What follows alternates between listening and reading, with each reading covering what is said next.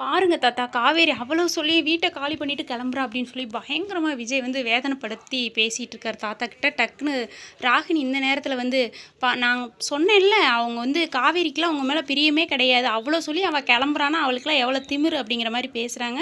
இந்த நேரத்தில் யோசிச்சு பார்க்குறாரு விஜய். டக்குன்னு தாத்தா வந்து திட்டிட்டு நீ கம்முன்னு இருமா அப்படிங்கும்போது வேகமாக வெண்ணிலா வந்து விஜய் அப்படின்னு கையை பிடிக்கிறாங்க. நான் உன் விஜய் கிடையாது, நான் இன்னொருத்தவங்களோட புருஷன், காவேரி தான் என் பொண்டாட்டி அப்படின்னு சொல்லி பயங்கரமாக விஜய் டென்ஷனில் கத்துறாரு. உன் கூட பழைய மாதிரி என்னால் பேச முடியாது, சொன்னால் உனக்கு புரியுதா அப்படின்னு வெண்ணிலா கூட பயங்கரமாக கத்துறாரு.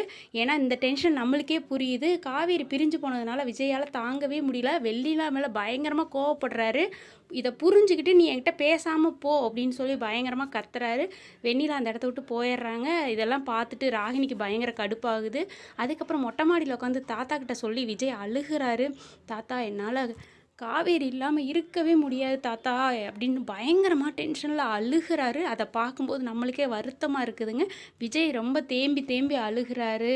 நான் எவ்வளோ நேசித்தேன் தெரியுமா காவேரியை, என்னால் நினச்சி கூட பார்க்க முடியல காவேரி இல்லாமல் என் லைஃப் அப்படின்னு அழுகிறாரு.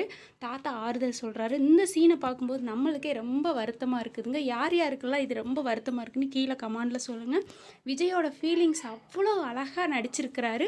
இந்த விஜய் டிவியில் அவார்டு கொடுத்தா நம்ம விஜய்க்கு தான் அவார்டு கொடுக்கணும்னு யாரெல்லாம் நினைக்கிறீங்கன்னு கீழே கமெண்ட் பண்ணுங்கள். பிடிச்சிருந்தா ஒரு லைக் கொடுங்க. நீங்கள் என்ன நினைக்கிறீங்க விஜய் காவேரியை பற்றின்னு கீழே கமெண்ட் கொடுங்க.